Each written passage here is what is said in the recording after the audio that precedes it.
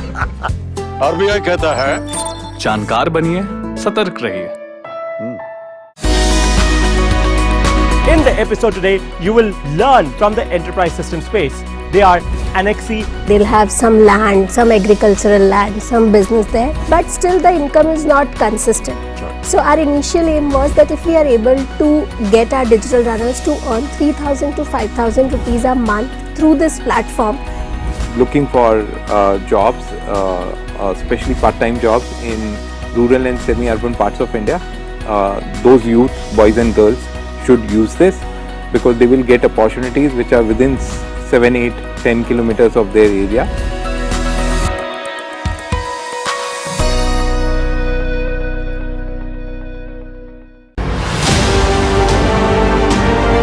G20 नए विचारों की परिकल्पना के लिए और सामूहिक एक्शन को गति देने के लिए एक ग्लोबल प्राइम मूवर की तरह काम करें।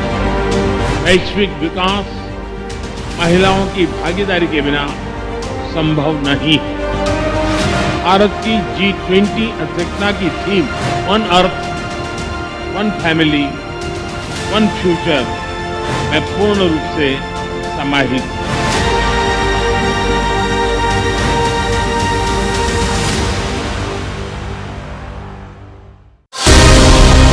Get in-depth analysis of the important news of the day. Spotlight on day's newsmakers. Expert comments to dissect the news. Get the finer points of the matter.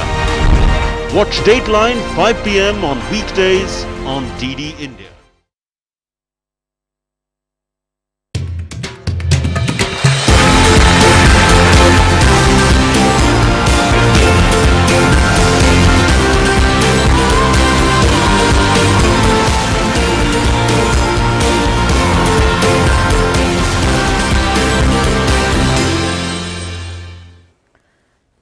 Hello and welcome. It is 7:30 in the evening in India and we are back again with a spotlight on G20. India is set to host its first G20 tourism working group meeting soon in Gujarat's run of Kutch. In fact, tourism is an integral part of India's G20 presidency. As the president of G20, India has been organizing visits of G20 delegates to tourist attractions, including to UNESCO World Heritage Sites. Amid the revival of the travel and tourism industry globally in the post-pandemic period, on India at G20 today we ask, can India join hands with other G20 countries to leverage the tourism sector for transformational socio-economic change? I'm Manun Bhattacharya. First up, the top stories.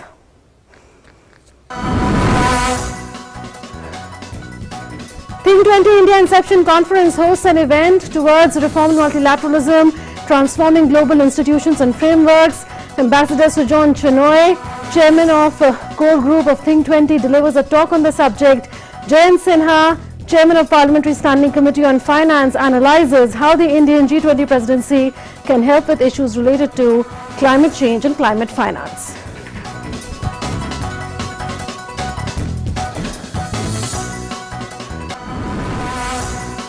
Enam Gambhir, Joint Secretary, G20 Secretariat, delivers valedictory address at the Think 20 India Inception Conference, calls for creating resilient health systems with human-centric approaches to prevent future pandemics.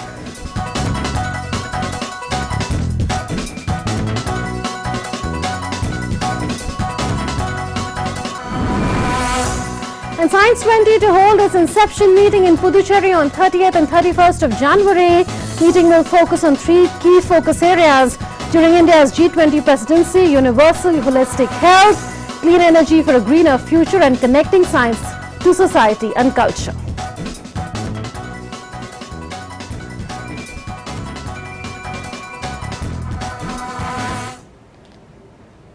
Run of Kutch in Gujarat is set to host the first tourism working group meeting from 7th to 9th February. Here's a primer on what to expect in the realm of tourism from India's G20 presidency. Run of Kutch in the northwestern Indian state of Gujarat is preparing to host the G20 delegates for the first G20 tourism working group meeting under India's presidency. While tourism is a separate focus area under G20, It is also subsumed as a theme in almost all the G20 events hosted by India. India is leveraging its G20 presidency to offer a wonderful opportunity to visiting G20 delegates to experience India's rich culture and heritage. G20 delegates have been exploring India through post-meeting excursions to Kumbhalgarh Fort in Udaipur, Kanheri Caves in Mumbai, Shaniwar Wada in Pune, Victoria Memorial in Kolkata, Somathiram Ayurveda Village in Thiruvananthapuram, among other tourist attractions. Some of these tourist spots are also UNESCO World Heritage Sites. In Run of Kutch, G20 delegates are expected to deliberate on the 5 priority areas under India's G20 tourism track. Green tourism for a sustainable, responsible and resilient tourism sector. Digitalization, harnessing technology to promote competitiveness, inclusion and sustainability. Skill training to youth for employment and entrepreneurship. Nurturing tourism-related MSMEs and startups. And destination management, strategic management for destinations and a holistic approach. Besides participating in the deliberations, the delegates will be taken on excursions to tourist attractions nearby. During his tenure as Gujarat Chief Minister, Prime Minister Narendra Modi played a central role in developing Run of Kutch as a tourist attraction. As Chief Minister, he had envisioned the concept of Ran Utsav, which is one of the most eagerly awaited tourism events of India that celebrates the marvels of nature at the White Desert and the rich cultural and artistic heritage of Kutch. What began as a 3-day festival progressively evolved into a 100-day celebration at Dhordo, a village near Run of Kutch, where a whole new tent city has been created, replete with temporary infrastructure that is built and rebuilt every year. In fact, the Government of India sees tourism as a key engine of sustainable growth and employment. It has a vision of generating $56 billion of foreign exchange earnings and creating around 140 million jobs in tourism by 2030 through inclusive growth, particularly focusing on cruise tourism, ecotourism and adventure tourism. India has 40 UNESCO World Heritage Sites. Statue of Unity in Gujarat's Kevadia is the world's tallest statue. And under Swadesh Darshan, over 500 destinations in 31 states and 15 theme-based circuits have been interwoven to promote cultural tourism in India. The G20 Bali Declaration adopted in November 2022 underscored the important role of tourism for global recovery and of community-based approach for rebuilding a more human-centered, inclusive, sustainable and resilient tourism sector. It acknowledged the importance of strengthening safe international mobility, connectivity and seamless post-COVID travel to enable tourism recovery. It recognized that creative economy contributes to improving the resilience of tourism local communities and MSMEs through human capital development, digital transformation, innovation, public-private partnerships, sustainable preservation of natural and cultural heritage, and innovative financing, while retaining their significant commercial and cultural values. Under India's G20 presidency, there will be 4 tourism working group meetings. After the first meeting at Dhordo in Run of Kutch from the 7th to the 9th of February, 2 of the remaining 3 meetings are slated to take place in Bengal and Goa. At the conclusion of the ministerial meeting in Goa, an official Goa roadmap is likely to be issued, comprising a shared vision for the G20 Tourism Working Group. It will aim to provide guidance on policies, strategies and practices in the 5 priority areas. A ministerial communique will also be issued after the Goa meet. Under the aegis of India's G20 presidency, the Ministry of Tourism will also organize India's first Global Tourism Summit in New Delhi from the 10th to the 12th of April 2023, where all G20 member countries will be invited to participate. With inputs from Kaushik Kantecha in Kutch. Bureau Report, DD India. Let's get perspective now. Joining us are Jesper Haugard. He is the Chairman and Managing Director of Diletto Lifestyle and Hospitality Private Limited. He is participating as a G20 delegate. And Rajiv Mehra, he is President of Indian Association of Tour Operators. Such a pleasure to welcome the two of you gentlemen on India at G20. I'll come to you, Mr. Haugard, first. What are your expectations from the tourism track under India's G20 presidency, since you are a G20 delegate who is going to participate in the meeting? I think it's very heartening to see that there's a focus on tourism, and especially to develop a strategic plan for tourism in India. India has so much to offer, and India is so diverse, both in terms of people, food, culture, nature, etc. So India is one of the most attractive tourism countries, and I think the fact that people are now focusing on having a strategy for the development, and especially now post-COVID, the tourism sector is much different from what it was before. People are much more interested in experiences. It's not so much on just sitting in a luxury hotel and enjoying the food and drink, etc. It is experience, it's a wholeness, it's a wellness, and people want to see local culture and not just being in a facility which is similar to what they could find anywhere else in the world. So I think India has a brilliant future in the tourism sector. Mr. Mehra, do you agree with that, considering that around the world we are seeing a revival of travel and tourism from the pre-COVID period to the COVID period, and now if we see the post-COVID period, there is a huge spike in the number of people wanting to travel to different parts of the world, which is adding a lot of tourism revenue for various countries? Thank you. Definitely I agree with my fellow colleague here that yes, it will make a difference. It will create a lot of advertisement abroad that this India's G20 is coming out, and people will come and visit. However, what we are seeing is that post-COVID, we have not even reached, not even 1/3 of what we used to do before March 2020. Right. There are many factors, but there are fine high airfares, high hotel accommodation rates in India over the past year or so. But at least as there is no advertisement by the government of India at the moment, but this will definitely boost the tourism in the way that at least in these 20 countries, there will be advertisement, and other parts of the world also the news will go that India is hosting the G20 and the presidentship is there. So that will help. I understand that other heads of states will also be coming in September. So definitely that will make an effect as to the publicity in those countries. We are all set here for everything. And there are a lot of things to be seen here, and things have improved a lot over the past. Look at our train systems today with Vande Bharat running around. Look at our air system today. There are flights everywhere. And hotels, we have world-class hotels in India now.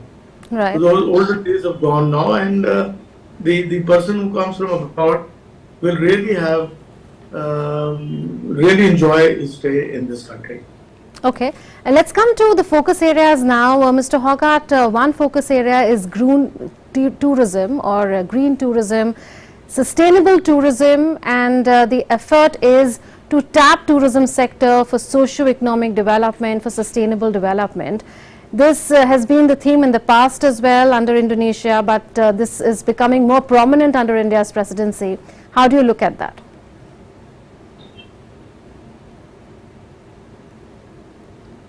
Mr. Hoggart? Right, we'll try and set the connection right with Mr. Hoggart in a bit. So I'll come to you, Mr. Mehra, now.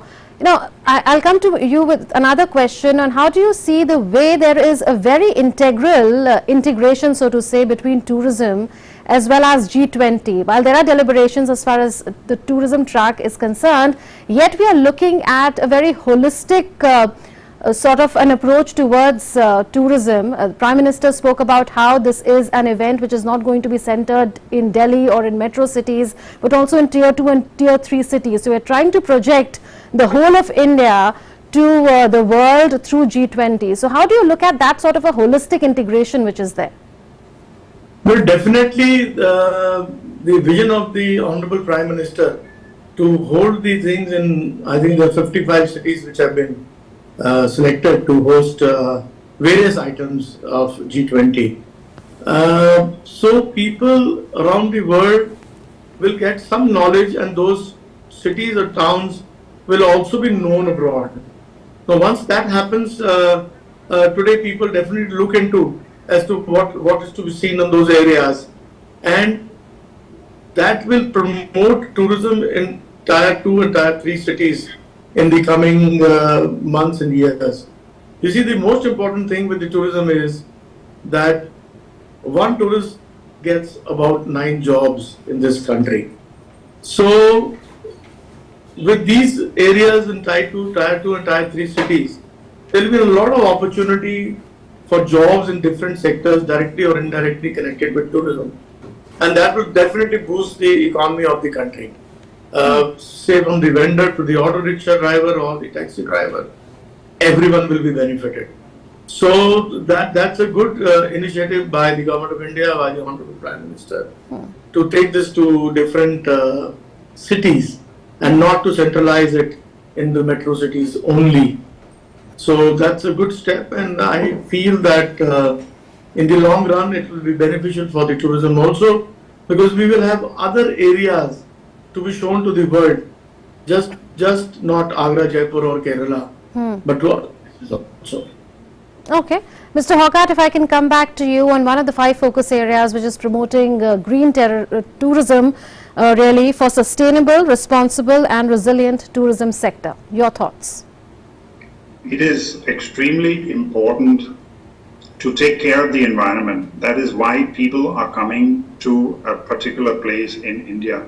And nature is such an important part.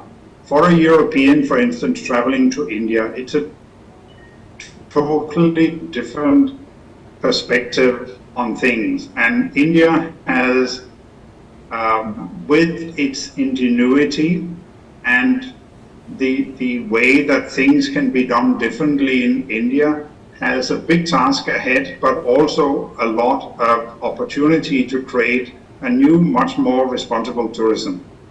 And how can technology be harnessed to promote competitiveness and greater inclusivity in the tourism sector, because that is the second priority?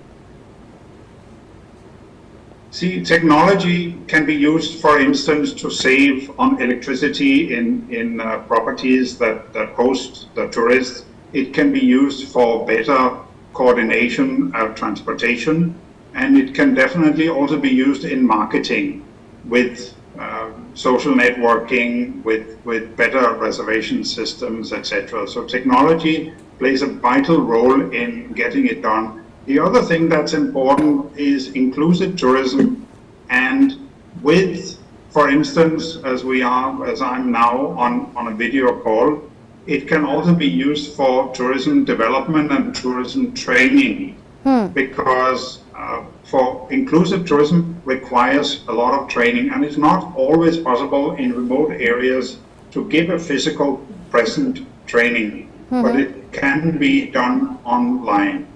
Mr. Mehra, do you agree with that there's a need for digital skilling in the tourism sector, because there are so many digital opportunities now in the tourism sphere, and with the growing number of workforce in the tourism sector, do you think it will be worth one's while to promote digital skilling as well? Definitely, digital skilling is required, and we are also doing it on our part. Sustainable tourism, digital skilling, that's part of the game now. And we have done it, I think, when tourism opened up about 8-10 months back. We did start with all these kind of things. Even during the lockdown period, we were doing these kind of digital skillings as far as possible. Our association also did a number of courses, a number of things with some eminent people. So it is required, and unfortunately the workforce which left as soon as COVID came in, not even 50% have returned back. Okay. We have COVID comes again, right. what's going to happen, but we are trying a level best, both in the hotel industry also and this on the tourism hospitality sector also. There are many startups and micro, small and medium enterprises, Mr. Hogarth, related to the tourism sector. How can India leverage its G20 presidency to promote startups and MSMEs in India and also other G20 countries and countries that comprise the global south? See, that is where technology comes into the picture, and where in a way where one could almost say that there's a blessing in disguise with the COVID, because we have all learned to work online. So today it's not difficult to speak to somebody in Germany at any given time, because you can just log on to a video call and you have immediate access. So I think the communication is much, much easier today, and that is why digital skilling is very important to promote India.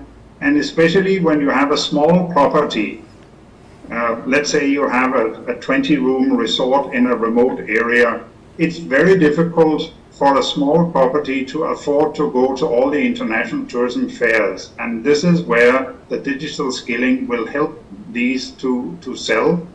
And the G20 is bringing a focus on the Indian tourism, and it's for the tourism industry to follow up on this immense exposure and work really hard to promote even small and micro enterprises. Even homestays can suddenly be on the world stage and follow up on the traction that G20 has done. Right, Mr. Mehra, destination management seems to be the new thing. In India also there is Swadesh Darshan, where there are so many destinations and so many locations within states that are strategically connected, so to say. So how important a focus to your mind is something like this, where you strategically connect the various locations with a holistic approach? You see, what has happened is that after COVID, even the foreign travelers who are coming, they want to go to those places which are isolated. There are not many people there, and those are places which are out of the city areas. So that approach has started, and we are seeing a trend towards that side. So basically, overall, and this is also, as my colleague said, that digitally the brochures and everything being made by these small little 20-room hotel, suppose in a remote area in Kerala or somewhere in Punjab, they are showing their presence now. And the amount of homestays which have increased in the last 1 year is unbelievable. Because our association does, they pass the homestays. So it is definitely helped. It is definitely these small areas, and this is all due to technology. And what we are teaching them is responsible tourism in those areas is what they need to practice, and that is being done by everyone now. Right. Mr. Mehra, what are your specific expectations? Is there one top expectation that you have from the G20 meetings as far as tourism is concerned that you would like to be catered to on the G20 platform? You see, what we are thinking is that once the G20 is there are people coming from those states, from those countries also into India, and they will go back as our ambassadors back to their countries. And my focus at the moment is that by the end of this year, we should have many tourists coming from these states, these countries, as our thinking is that by the end of 2023, we should be back to the numbers which were there before March 2020. So that is what our thinking is, and that is what we are praying, that this should happen, and people should go back with very good memories. And those people coming at the moment with the G20s are being given really VVIP treatment for them to see what exactly India is.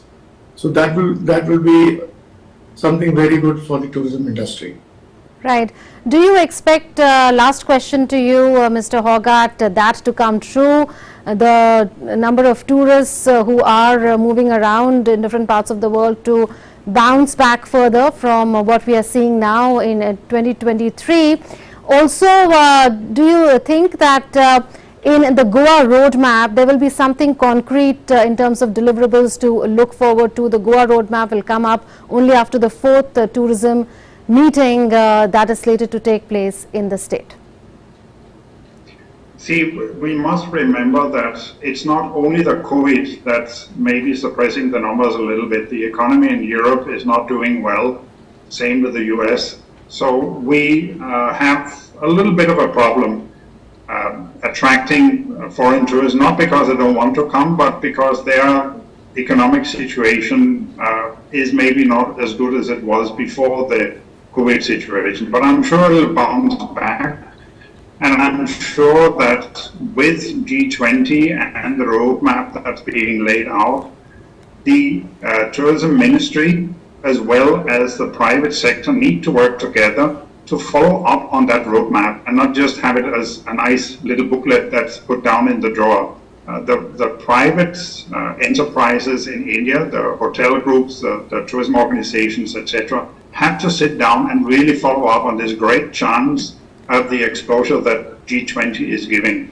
So it's not just a matter of sitting back and waiting for things to happen. We all have to work hard in the tourism industry to benefit from this G20 exposure. Absolutely, it has to be a collective effort. On that note, we'll thank you, Mr. Hogarth and Mr. Mehra, for joining us with your views on India at G20. At Think 20 India Inception Conference hosted an event in Mumbai titled Towards Reformed Multilateralism, Transforming Global Institutions and Frameworks. Ambassador Sujan Chenoy, chairman of core group of Think 20, delivered a talk on the subject. Jayant Sinha, who is the chairman of the Parliamentary Standing Committee on Finance, analyzed how the Indian G20 presidency can help with issues related to climate change and climate finance.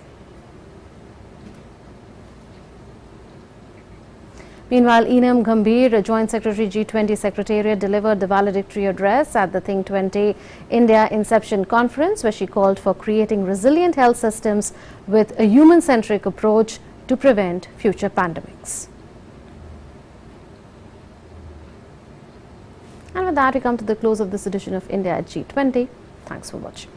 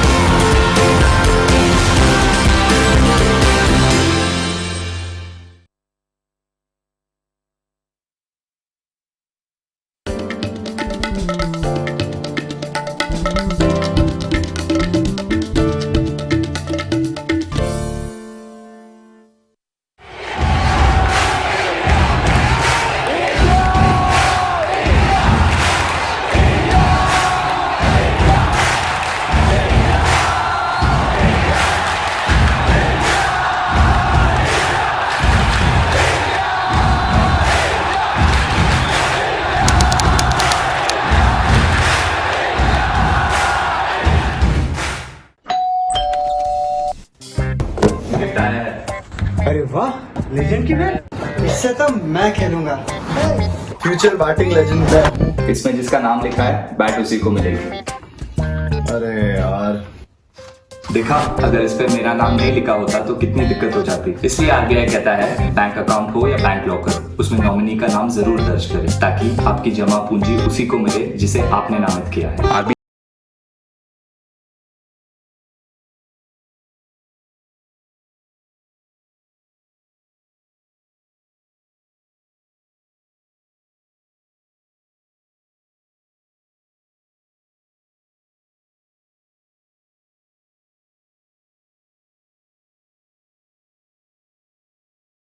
नमस्कार, Thanks for staying with us on DD India. Doordarshan wishes all our viewers in India and abroad a very happy Republic Day greetings. And you're watching our special broadcast titled The India Way 74th Republic Day.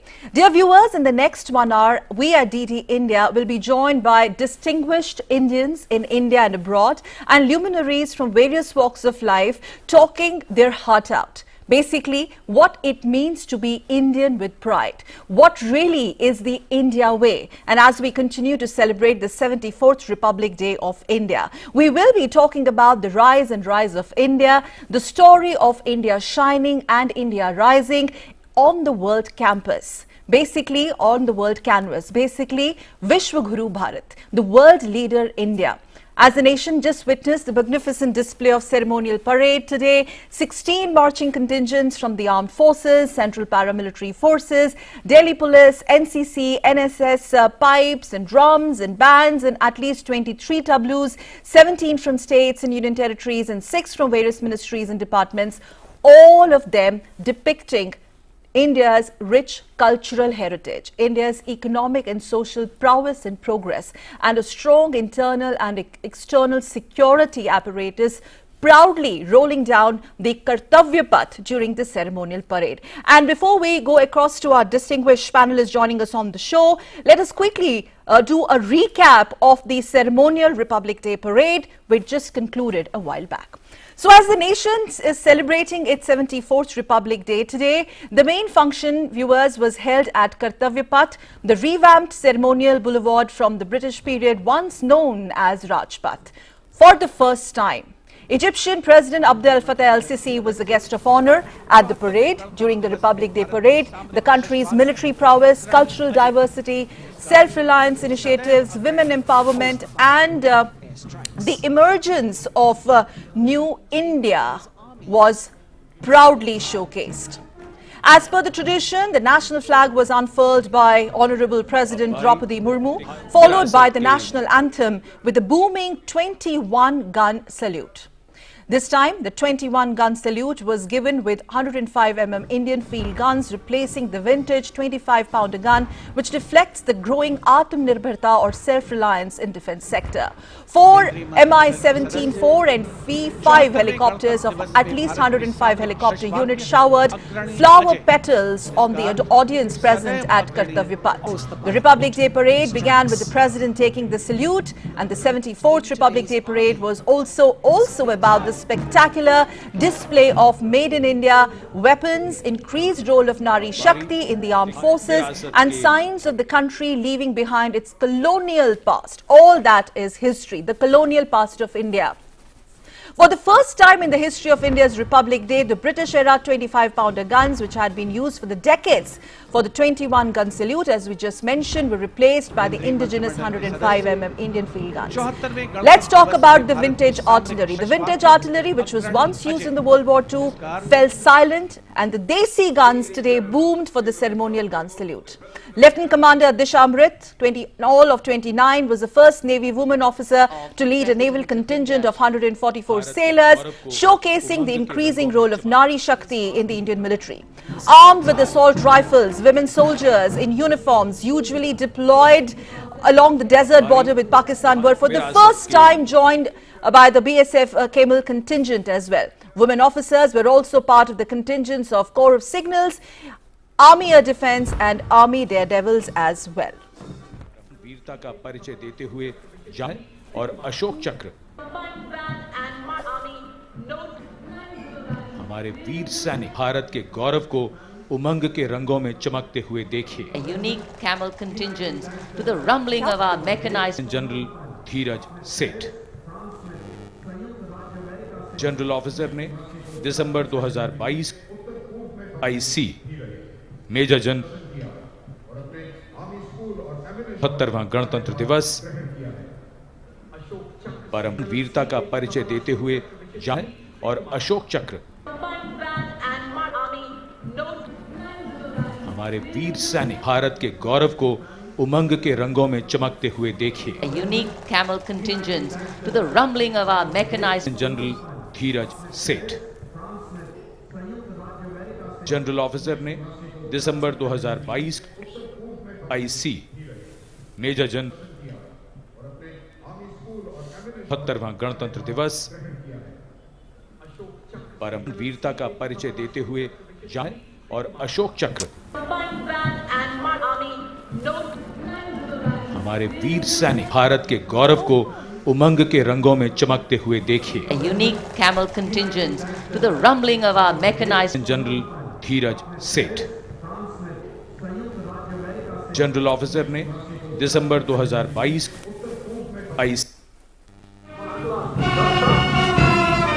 सीमा सुरक्षा बल का K9 वज्रटी गतिमान युद्ध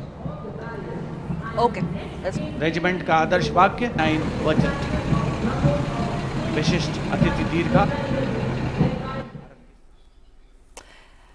Let us quickly go across to our first very special guest joining us on the show, Lieutenant General KJS Dhillon, who doesn't need much introduction. Jai Hind, sir. If you can hear me, we can have Lieutenant General Dhillon on the screen. PVSM, UVSM, YSM and Vishisht Seva Medal Laboratory. He has been the Deputy Chief of Integrated Defence Staff under CDS, former Deputy Chief and also most importantly former Director General Defence Intelligence Agency. Thank you very much, sir. And I should also tell our viewers, in fact, he is the author of the bestseller Kitne Ghazi Aaye, Kitne Ghazi Gaye, his first-hand account of the Pulwama terror attack, Balakot strike, abrogation of 370 and his stories as a soldier. I'm going to quickly give it to you, sir. Lieutenant General Dhillon, thank you very much. First of all, Republic Day celebrations, greetings to you. बहुत-बहुत बधाइयाँ आपको भी. Your thoughts today. I'm sure you must have watched Republic Day parade. Kitne Ghazi Aaye, Kitne Ghazi Gaye. And I think this is India's time to rise and shine. Your first thoughts after watching the Republic Day parade. Tell our viewers, share your thoughts. What is the India way and what does it really mean to be a proud Indian? Good afternoon, ma'am, and good afternoon to all your viewers. As also Republic Day greetings to all the viewers who are watching DD through your channel. Ma'am, Republic Day parade for a nation, especially for India, is showcasing of our military might, our cultural diversity, the progress which we are making with every passing day. This 1 hour plus time which we have on the Kartavya Path, yes, sir, is a sum total of India's military might, India's economic might, India's diplomacy, and India's strong government. So for me, it is a thing which shows the cultural diversity, which motivates, inspires the young girls and boys to join the defense forces and to be part of the development festival of India. And my one word of advice to all the youngsters who want to join the army or who have tried and not made it for the defense forces is not the only way to serve the nation. There is one hell of a lot of open field available outside the defense forces to serve a nation. When the nations go to war, defense forces merely fight on the borders.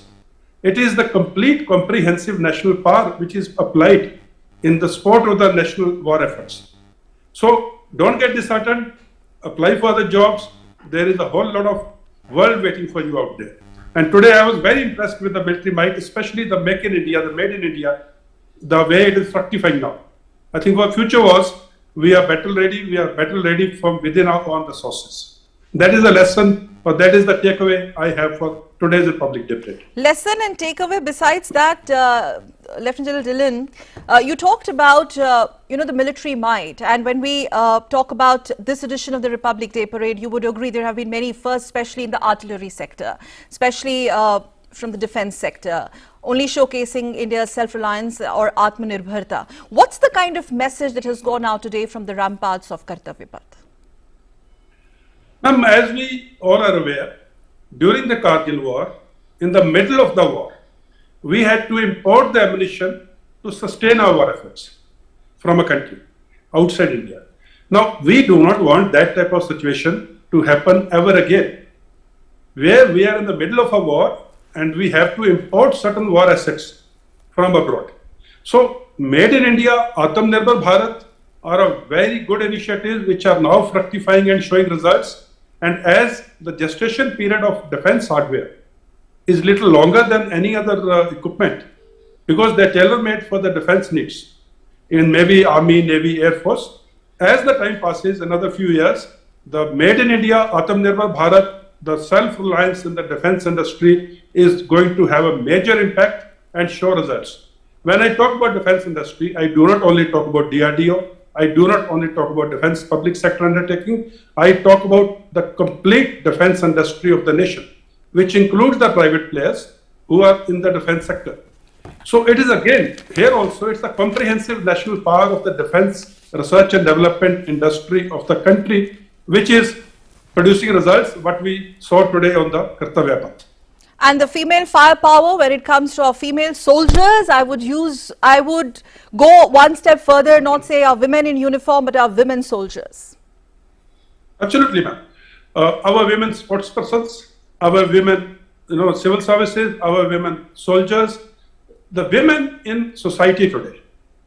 We are the largest practicing democracy where the women rights for voting were given way beyond certain Western developed countries.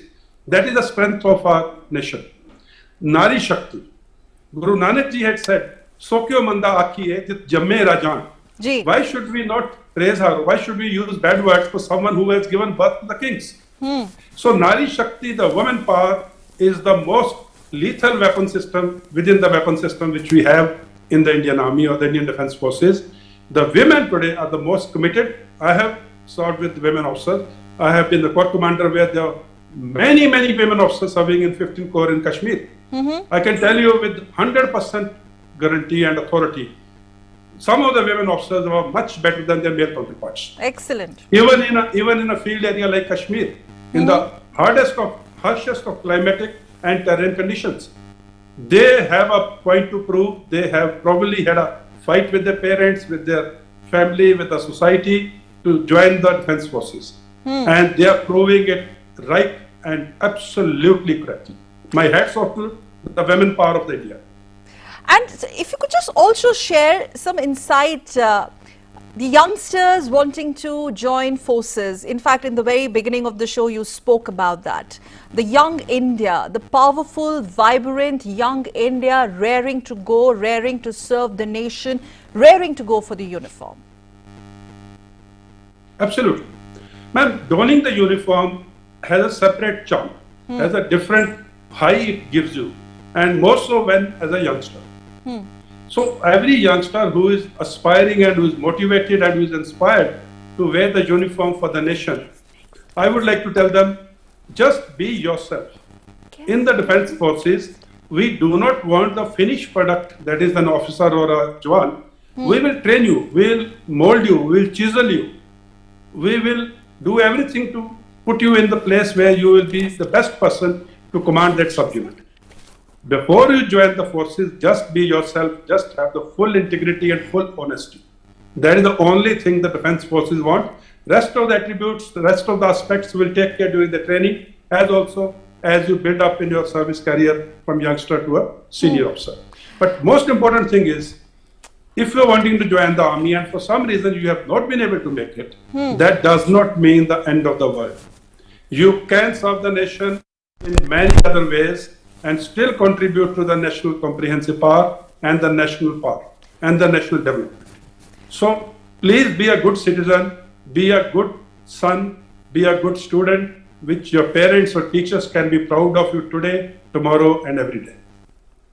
Ladies and gentlemen, one final question, your message to the viewers of Doordarshan in India and abroad. You, in fact, share a special bond with every Indian or in every Indian diaspora who connect with the forces, who are supremely proud of Indian forces. You're very popular, and especially your book. On this, on this edition of Republic Day, sir, what is going to be your message to India and especially young Indians? My humble message is, हम उस देश के वासी हैं जहां मिट्टी को भी मां बोलते हैं. We have respect for the motherland, and उस motherland की जो सेवा करने वाले वीर सपूत, वीर जवान, जो देश की सरहदों पे, who are standing on the icy peaks, as you had spoken in your introduction, who are fighting the terrorists, who are fighting the insurgents, to keep the nation strong, to keep the nation intact. My request to everyone is, please support them in your own private, personal ways. Your army, your navy, your air force is there for you. We are only doing what the nation wants us to do. We are the soldiers, the foot soldiers of the nation. We only need moral support and some sort of motivation from our citizens in India and abroad. Please be that person who motivates us. We will create wonders for you on the border. That is my message. Be a good citizen, support your defense forces. They are fighting it for you. Thank you and Jai Hind. Jai Hind, sir. Thank you so much for joining us exclusively on DD India and sharing your thoughts. I could make out it's all coming from your heart. Lieutenant General Dindo, thank you. And we will be in a short while from now, viewers, joined by multi-Grammy award-winning Indian music composer Ricky Cage. We also will be joined by social activist and popular social activist and sculptor and artist Rubal Nagi in a short while from now, and they are going to share their thoughts. But before that, my colleague Shama Mishra is joining us live from Mumbai. Let's quickly go across to Shama and try and tap the pulse of Mumbaikars, Maharashtra rather, on this occasion, on this day, or this morning rather. Shama, Jai Hind, good morning, over to you. So what's up with you? And I believe you have some special guests with you, the young children and women from all walks of life. Right, Sakal, Jai Hind, and Happy Republic Day to you too.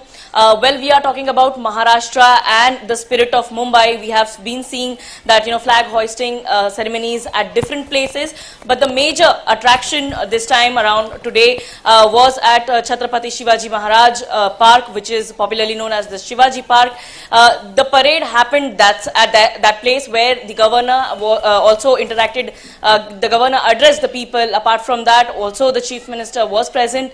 The governor has mainly spoken on the all the developmental projects that are happening in Maharashtra, in Mumbai and surrounding areas. So that was the thrust, that was the emphasis that was given on development. Apart from that, the major attraction in today's parade was different ministries coming out with their own tableau, because earlier we used to see a national, a state-led tableau, but this time around we have been seeing that different ministries, MIDC, say, who has gotten a lot of investments, they've gotten their tableau. The different ministries, including the power and other, they have gotten their tableau as well. Apart from that, all banks, all Central Railway, Western Railway, BMC, they have been doing their ceremonial flag hoisting ceremony.